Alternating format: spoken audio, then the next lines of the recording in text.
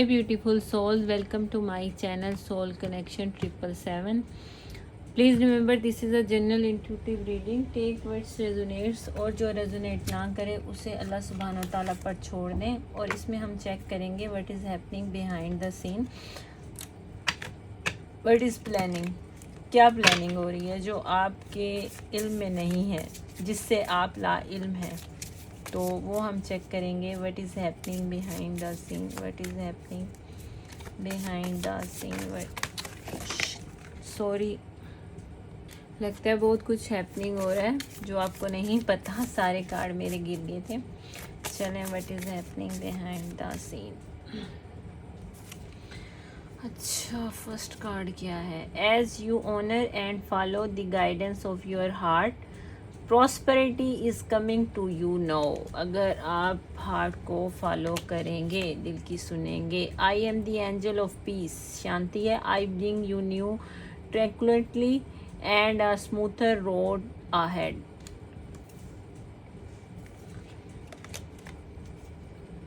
I am the angel of marriage and I am assisting you right now. Have faith and hope because there is something positive and new on the horizon that you can't yet see, जो आपने अभी तक नहीं देखी। Keep charging ahead and don't take no for an answer. Expect miraculous situation to appear. What do you desire right now? Visualize it and it will come about. Negativity will block your progress. सही है जी, negative mind set हुआ है आपका। और ये है spend time alone in nature, meditating about your desire and intentions. Ask the angel to help your gain and positive prosperity. ठीक हो गया। अच्छा, अब इसमें जो है ना, जो मुझे यहाँ जो चीज़ नज़र आ रही है कि यहाँ मैसेज ये है कि अपने दिल की बात और अपने इनर गाइडेंस पर ट्रस्ट रखें। जो चीज़ दिल से जेन्युइनली फील हो रही है ना आपको इस टाइम, उसे इग्नोर ना करें। जब आप अपने हार्ट की गाइडेंस को फॉलो करते हैं तो आपके लिए एक बेटर और पॉजिटिव डायरेक्शन ओपन होना शुरू हो जाती है और प्रॉस्पेरिटी की एनर्जी भी आपकी तरफ मूव करती है। अच्छा, इस एनर्जी में अब पीस और इमोशनल कामनेस तो मुझे नज़र आ रही है। अगर अभी सिचुएशन थोड़ी कॉम्प्लिकेटेड है या स्ट्रेसफुल है तो धीरे धीरे थिंग्स सेटल डाउन हो जाएंगी। आपके लिए एक स्मूथर रोड होगी जहाँ टेंशन कम होगी और सिचुएशन ज़्यादा पीसफुल मूव करेगी। रिलेशनशिप के पर्सपेक्टिव से यहाँ कमिटमेंट और मैरिज की एनर्जी बहुत स्ट्रॉन्ग है। यहाँ कार्ड बता रहा है कि रिलेशनशिप के मैटर में डिवाइन असिस्ट करेगी आपको। ठीक है, अगर किसी कनेक्शन में कमिटमेंट का इशू चल रहा है आपका इस टाइम, तो उस मैटर को हायर गाइडेंस सपोर्ट कर रही है। लेकिन जो पॉजिटिव डेवलपमेंट हो रही है ना, वो अभी कंप्लीटली ना जो विजिबल नहीं है। आपको अभी शायद सिचुएशन को सिर्फ एक पार्ट नज़र आ रहा है, इसलिए होप और फेथ को होल्ड करके आपने रखा हुआ है, क्योंकि होरिजन कुछ पॉजिटिव डेवलप हो रहा है आपके लिए जो वक्त के साथ सामने आ सकता है। यहाँ स्ट्रॉन्ग मैसेज ये भी है कि गिव अप ना करें। जो चीज़ें अभी नो आपको लग रही हैं कि नहीं हो सकती, इम्पॉसिबल हैं, उसे फाइनल आंसर ना समझें। सिचुएशन में कोई अनएक्सपेक्टेड सोल्यूशन सामने आ सकता है आपके, और चीज़ें उस तरह रिजॉल्व हो सकती हैं जिस तरह आपने सोचा भी नहीं था। और सबसे इम्पोर्टेंट बात यह है कि अपनी डिज़ायर को क्लियर रखें। आप एक्चुअली क्या चाहते हैं उस पर फोकस करें और उसे पॉजिटिव विजुलाइज करें। फेयर, नेगेटिव और ओवर थिंकिंग को अपनी एनर्जी को ब्लॉक करने का मौका ना दें। मेडिटेशन करें तो उससे भी आपको पॉजिटिव रिजल्ट मिलेगा। मुझे यहाँ एक ऐसी सिचुएशन नज़र आ रही है जहाँ अभी सब कुछ ओपनली विजिबल नहीं है, लेकिन behind the scene peace, relationship की कमिटमेंट, एनर्जी, पॉजिटिव डेवलपमेंट और एक अनएक्सपेक्टेड सोल्यूशन की पॉसिबिलिटी हो रही है। आपको बस अपनी अटेंशन क्लियर रखनी है, फेथ मेंटेन करना है और नेगेटिव थिंकिंग को, अपनी प्रोग्रेस को बीच में नहीं आने देना। ठीक है ना? अच्छा, नेक्स्ट देखते हैं कि मज़ीद बिहाइंड द सीन क्या हो रहा है, कि मज़ीद बिहाइंड द सीन क्या हो रहा है जो आपके नॉलेज में नहीं है, आपको नहीं पता। देखते हैं क्या है। What is happening behind the scene? What is happening behind the scene? What is happening behind the scene? Imprisonment, mature woman, judication का कार्ड है यहाँ पे, मेन फीमेल,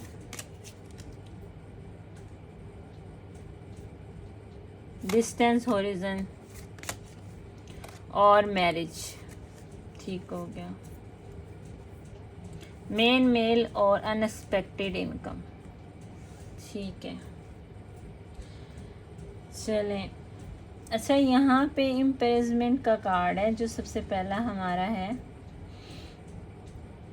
तो इसमें मैं ये कहूँगी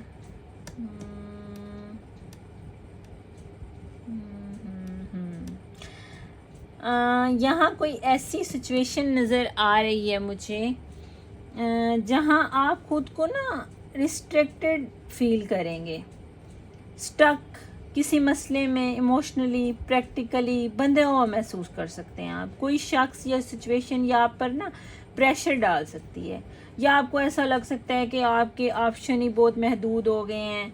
ठीक है, लेकिन फ़ौरन इसके बाद मैच्योर वुमेन आती है और यही इस एनर्जी को चेंज करती है। यहाँ फेमिनिन एनर्जी बहुत स्ट्रॉन्ग है। एक मैच्योर, समझदार, कंपोज्ड औरत की तरह आप इस सिचुएशन को इम्पल्सिवली नहीं हैंडल करेंगे, विजडम और पेशेंस के साथ हैंडल करते हुए नज़र आ रहे हैं। अच्छा, ये जेंडर रिस्ट्रिक्टेड वीडियोस नहीं होती कि आप मेल हैं तो फीमेल हैं। अगर मेल हैं तो उनमें फेमिनिन एनर्जी ज़्यादा हो सकती है। यानी जो सिचुएशन शुरू में आपको ट्रैप, रिस्ट्रिक्शन जैसी महसूस हो रही होगी ना, आप इसमें से खुद को हेल्पलेस नहीं रहने देंगे। आप इस सिचुएशन के अंदर फंसने की बजाय सिचुएशन को समझकर अपने फेवर और हैंडल में ले आएंगे जो अभी आपको स्टक फील हो रहा है। अच्छा, आगे जुडिकेशन का कार्ड है। तो मैच्योर वुमेन के बाद है किसी मामले में एनर्जी की फाइनल एवोल्यूशंस, ऑफिस प्रोसेस पैदा हो सकता है, ऑफिशियल प्रोसेस। अच्छा, ये लीगल मैटर भी हो सकता है आपका, लेकिन सिर्फ कोर्ट केस तक मैं ये नहीं कहूँगी। लीगल कोई भी, जैसे मैरिज से रिलेटेड, सेपरेशन से मुतल्लिक फ़ैसले, कस्टडी से या फैमिली मैटर, प्रॉपर्टी से या फाइनेंशियल डिस्प्यूट से, किसी कमिटमेंट का फ़ैसला या कोई ऐसा मामला जहां आखिर में आप किसी अथॉरिटी या सरकमस्टांस की तरफ से फ़ैसला होना होगा। और चूँकि इससे पहले मैच्योर वुमेन है तो फेमिनिन एनर्जी इस पूरे मैटर में बहुत प्रोमिनेंट रहेगी। यहाँ मैं ना ये कहूँगी कि जो मामला अभी अनसर्टेनिटी का शिकार है, रिस्ट्रिक्शन में आपको लग रहा है, वो आहिस्ता आहिस्ता डिसीजन पॉइंट की तरफ जाएगा। सही है, और फेमिनिन साइड इस डिसीजन में स्ट्रॉन्ग पोजीशन ले सकती है। सही। तो अच्छा आगे हम देखें ना कि डिस्टेंस होरिजन्स के कार्ड को देखें कि फौरी ये चीज़ ना ख़त्म नहीं होगी। इसके इफ़ेक्ट, डिसीजन के जो इफ़ेक्ट है ना, वो ओपन होंगे, डायरेक्शन की तरफ आएंगे। तो कुछ चीज़ें जो अभी आपको दूर लग रही हैं फ्यूचर में आपके सामने आ सकती हैं। ये फ़िज़िकल डिस्टेंस भी हो सकता है, जैसे कोई शख्स दूर बैठा हुआ है लेकिन सिर्फ इसे दूर बैठा शख्स आपको ट्रैप तो चलें किसी हद तक मैं कह सकती हूँ कि हो कर सकता है, लेकिन जो मुझे स्ट्रॉन्ग फील हो रहा है ना, वो ये कि there is something behind the current situation that you can not fully see yet. यानी अभी जो डिसीजन, जो रिस्ट्रिक्शन चल रही हैं आपकी लाइफ में, इसके बाद पिक्चर बदलने वाली है और आपको एक नई डायरेक्शन नज़र आने वाली है। अच्छा, और जैसे मैंने पहले भी कहा है, फेमिनिन एनर्जी बहुत स्ट्रॉन्ग है और कंफर्मेशन दे रही है। इस पूरी स्टोरी में ना मुझे feminine energy central of attention है और यानी जो कुछ बिहाइंड द सीन चल रहा है इसका डायरेक्ट इम्पैक्ट आप पर हो सकता है। अल्टीमेटली अटेंशन आपकी तरफ आएगी। आप किसी सिचुएशन में ना पैसिव करैक्टर नहीं रहेंगे। अब वो फेमिनिन फिगर हैं जिसके गिर्द ये पूरा मैटर डेवलप हो रहा है। आपकी पोजीशन, आपका डिसीजन, आपका रिस्पॉन्स, आपकी इम्पोर्टेंस नुमाया होती हुई मुझे नज़र आ रही है। अच्छा, मेल फीमेल है और फिर मैरिज का कार्ड भी है यहाँ पे। तो रिलेशनशिप, कमिटमेंट, पार्टनरशिप और मैरिज को इग्नोर नहीं किया जा सकता। अगर किसी मैरिज अभी आपकी है तो ये मैरिज के अंदर चलने वाले किसी अहम मैटर की तरफ जा सकते हैं आप। अगर रिलेशनशिप है तो कमिटमेंट की बात हो सकती है, और अगर सिचुएशन में सेपरेशन, डिस्टेंस, अनसर्टेनिटी, तो मैरिज ये दिखाता है कि रिलेशनशिप, मैरिज का मौजू अभी स्टोरी से ख़त्म नहीं हुआ आपका। यानी कोई मटेरियल डिसीजन, कोई कमिटमेंट, रिलेशनशिप स्टेटस, रिकन्सिलेशन या मैरिज से मुतल्लिक इम्पोर्टेंट डेवलपमेंट आपके सामने दोबारा से वो चीज़ें आ सकती हैं। लेकिन मैं इसे सिर्फ हिडन मैरिज भी नहीं कहूँगी कि हिडन मैरिज होगी, क्योंकि कमिटमेंट, पार्टनरशिप को शो कर रहा है मैरिज। तो आप मैरिज के बाद मेन मेल है, बॉटम डेक हमारी एनर्जी, तो मैस्कुलिन एनर्जी भी बता रहा है। तो यानी आप स्टोरी सिर्फ फेमिनिन साइड की नहीं रहेगी। एक स्पेसिफिक मेल फिगर या मैस्कुलिन एनर्जी इस मैटर में मेन रोल आपकी लाइफ में अदा करता हुआ नज़र आ रहा है। ये पोटेंशियल पार्टनर, हस्बैंड या कोई ऐसा मर्द हो सकता है जो इस सिचुएशन के आउटकम पर आपको डायरेक्ट इन्फ्लुएंस कर सकता है। और चूंकि मेन फीमेल और इस कम्बिनेशन को रिलेशनशिप रीडिंग में नेचुरली इसी तरह मुझे ये नज़र आ रही है ये एनर्जी ना। तो बाकी सडन वेल्थ का हमारे पास मेल के बाद कार्ड है सडन वेल्थ का। तो यहाँ मेन फिगर के साथ फाइनेंशियल अपॉर्चुनिटी, अनएक्सपेक्टेड बेनिफिट या अचानक कोई फ़ायदा एसोसिएट आप होता हुआ नज़र आ रहा है। कोई लॉटरी, कोई सडन वेल्थ हो सकती है, unexpected money, financial settlement, loan मिल सकता है, आपने काफ़ी टाइम से अप्लाई किया होता है, बिज़नेस अपॉर्चुनिटी आ सकती है, किसी पेमेंट का आपको अचानक से मिल सकता है, प्रॉपर्टी का, या कोई ऐसी फाइनेंशियल ओपनिंग जिसकी पहले आपको तवक्को नहीं थी, सडन वो हो सकती है। तो मेन जो मेल है ना, मेल फिगर है, इस सिचुएशन में फाइनेंशियल इन्वॉल्वमेंट उनकी ज़्यादा रहेगी। इसके ज़रिए या इसकी तरफ से कोई फाइनेंशियल डेवलपमेंट आपकी तरफ आ सकती है। तो शुरू में इम्प्रेसमेंट बताता है कि कोई सिचुएशन रिस्ट्रिक्टेड आपकी रहेगी। फिर मैच्योर वुमेन बताती है कि फेमिनिन एनर्जी आपकी साइड पे अंडरस्टैंडिंग रहेगी। और चले मज़ीद देखते हैं कि टैरो क्या कहता है कि what is behind the scene, what is happening behind the scene, what is happening behind the scene। Tarot क्या कह रहा है, what is happening behind the scene, what is happening behind the scene, what is happening behind the scene, what is happening। आज card बहुत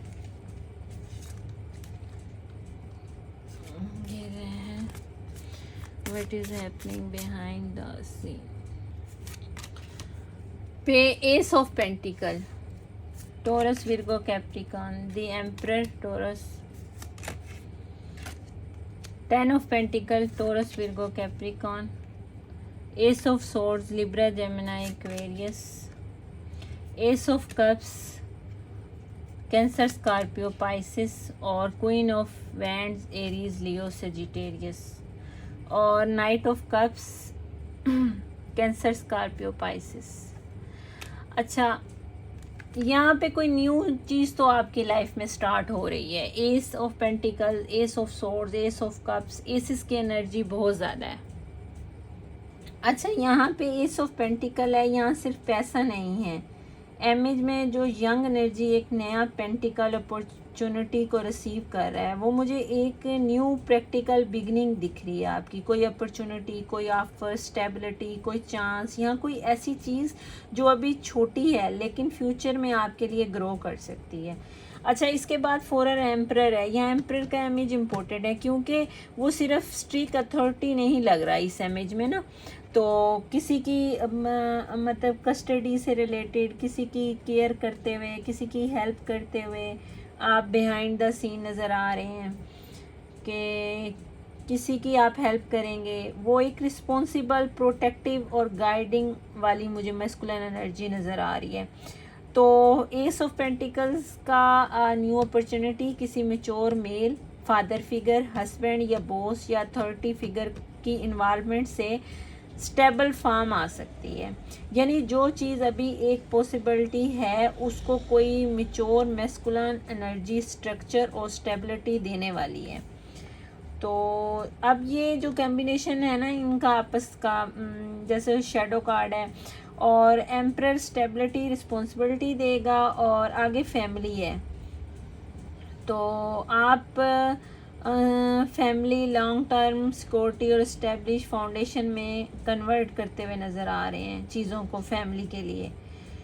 और मुझे यहाँ सिर्फ फाइनेंशियल सक्सेस नहीं बल्कि family happiness, long term security और घर से रिलेटेड फुलफिलमेंट की भी नज़र आ रही है। यहाँ किसी रिलेशनशिप को सीरियस डायरेक्शन मिलने वाली है, फैमिली इन्वॉल्वमेंट होने वाली है, या किसी प्रैक्टिकल मैटर को सेटल होने की एनर्जी है ये। 10 ऑफ पेंटिकल्स है, तो उसके बाद फिर हमारे पास एस ऑफ सोर्ड है। तो यहाँ इमेज में एक फ्रेश ओपन एनर्जी और जैसे इसमें एक काइट को उड़ते हुए एक डायरेक्शन में दिखाया है, यानी काइट को डायरेक्शन देने का कॉन्सेप्ट है। मुझे ये फ्रीडम, क्लैरिटी, न्यू पर्सपेक्टिव की कॉम्बिनेशन लगता है कि आपको कोई क्लैरिटी मिल सकती है, फ्रीडम, कोई चीज़ जो आप चाह रहे थे। तो एस ऑफ सोर्ड्स का मतलब हो सकता है कि फैमिली या लॉन्ग टर्म मैटर में एक क्लियर कन्वर्सेशन, ट्रूथ, डिसीजन या आप रियलाइजेशन सामने आ सकती है आपकी फैमिली से रिलेटेड। किसी इंसान के साथ फैमिली में वो चीज़ें आपको जो चीज़ पहले आपको अनक्लियर थी ना, तो उसको वर्ड्स मिलेंगे, मतलब आपको क्लियरिटी मिलेगी वर्ड्स के थ्रू। तो उसमें हम कह सकते हैं a truth comes out, a decision is made and suddenly you know where you stand. मतलब एक चीज़ सच आपके सामने आएगा, आप डिसीजन बनाओगे और सडनली आपको ख्याल आएगा कि मैं किस जगह खड़ा हूँ, मैं तो वहाँ हूँ ही नहीं। आपको चीज़ें क्लियर होती हुई नज़र आएंगी। फिर एस ऑफ सोर्ड्स के बाद एस ऑफ कप्स है। यहाँ रीडिंग बहुत ब्यूटीफुल हो जाती है, मतलब कि पहले क्लैरिटी आपको मिलेगी, सही है, फिर इमोशंस, यहाँ पहले कोई बात क्लियर होगी, फिर कोई रियलाइजेशन या कन्वर्सेशन होगी और उसके बाद इमोशनल ओपनिंग आती है आपकी। एस ऑफ कप्स की इस इमेज में इनोसेंस और हार्ट सेंटर्ड एनर्जी स्ट्रॉन्ग है, इसलिए यहाँ सिर्फ इंटेंस रोमांस नहीं बल्कि genuine emotional softness, affection, healing और फ्रेश इमोशनल बिगनिंग आपकी लाइफ में होती हुई नज़र आ रही है। अगर रिलेशनशिप्स का कॉन्टेक्ट हो तो पहले बात क्लियर होना और फिर फीलिंग एक्सप्रेस होना, इसका स्ट्रॉन्ग पॉसिबिलिटी है कि आपकी लाइफ में ये हो। क्वीन ऑफ वैंड्स है, एस ऑफ कप्स के बाद क्वीन ऑफ वैंड्स है, आपकी एनर्जी को कम्प्लीटली चेंज कर देगी। एस ऑफ कप्स में हार्ट ओपन होता है, लेकिन क्वीन ऑफ वैंड्स में फेमिनिन एनर्जी कॉन्फिडेंट, एक्टिव और सेल्फ एश्योर्ड हो सकती है। कि इस प्रैक्टिकल इमेज में क्वीन ऑफ वैंड्स किसी सिचुएशन को एक्टिविटी मैनेज करती हुई नज़र आ रही है।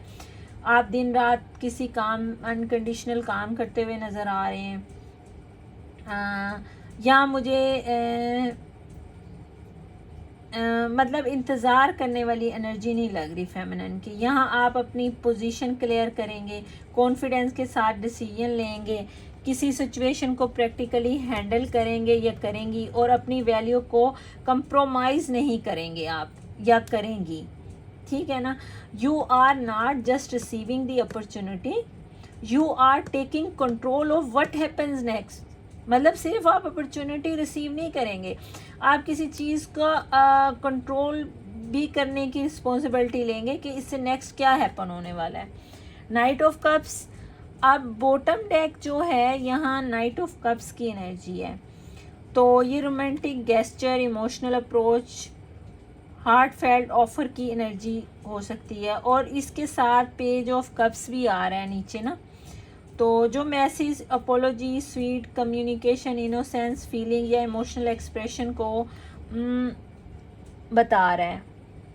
आप किसी से मीटिंग करते हुए नज़र आ रहे हैं, किसी को गाइड करते नज़र आ रहे हैं, कोई इंसान बहुत ज़्यादा उदास है, हो सकता है आप उसको कोई डिसीजन लेने में मदद करें, या आप खुद परेशान हैं तो आप किसी से डिसीजन लेते हुए नज़र आ रहे हैं कि कोई इंसान आपकी हेल्प करे डिसीजन लेने में।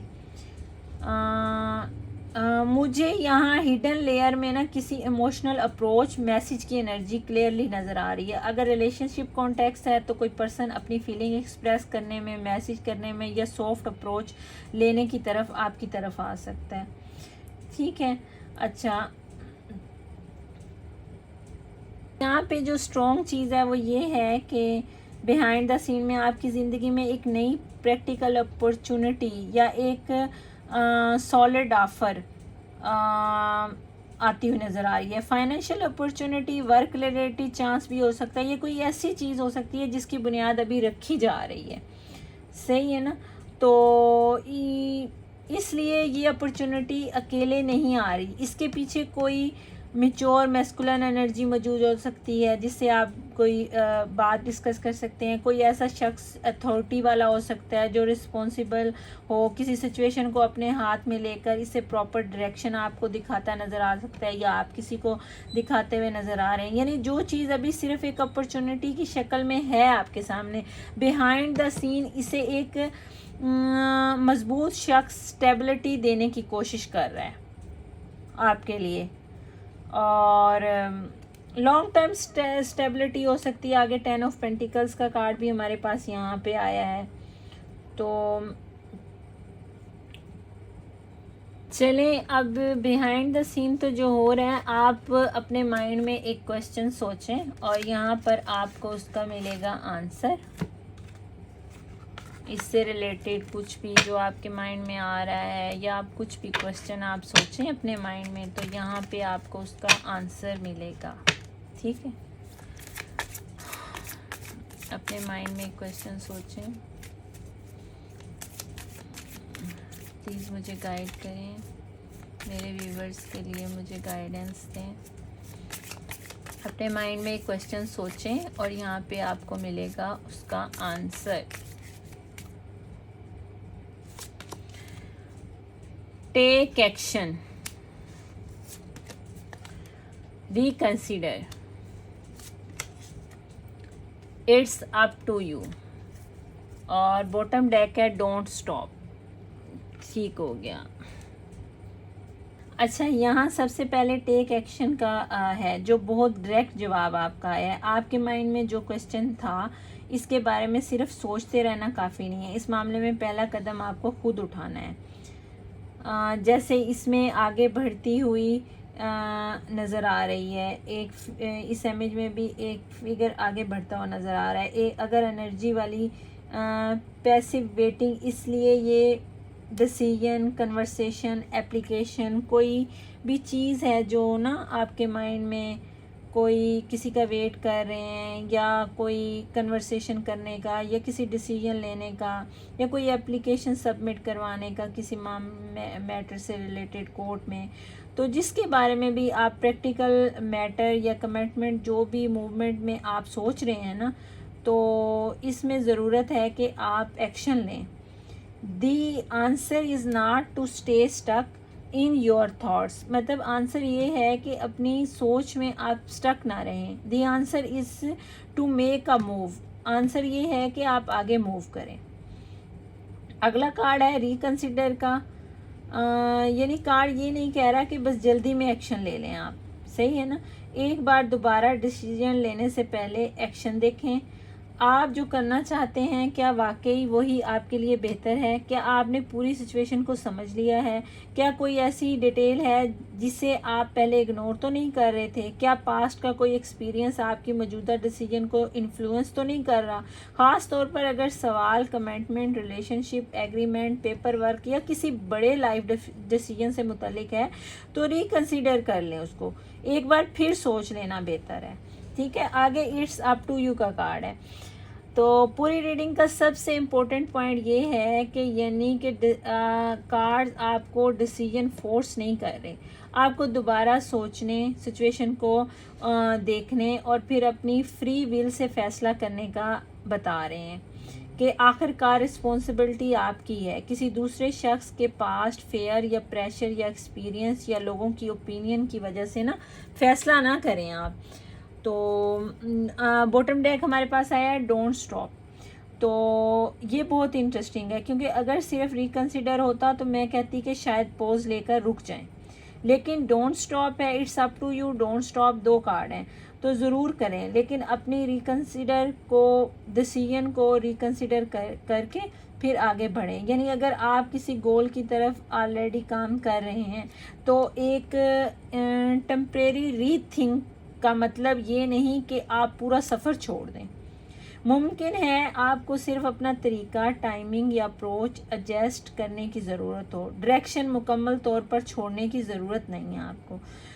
तो अगर आपने कोई माइंड में क्वेश्चन रखा था, तो अगर मैं इन कार्ड्स का आंसर कंबाइन करूं तो इस मामले में मूवमेंट की ज़रूरत है। एक्शन लेने से ना घबराएं, लेकिन एक्शन से पहले अपनी डिसीजन को एक बार दोबारा रिकन्सिडर कर लें। जो चीज़ आपको पास्ट में करना चाहते थे इसे फ्रेश पर्सपेक्टिव से देखें। इसके बाद फाइनल चॉइस आपकी अपनी है, किसी के प्रेशर में आकर ना करें। अगर आपका रास्ता ओवरऑल दुरुस्त महसूस हो रहा है आपको, तो सिर्फ डाउट या टेम्परेरी ऑब्स्टेकल्स की वजह से ना रुकें।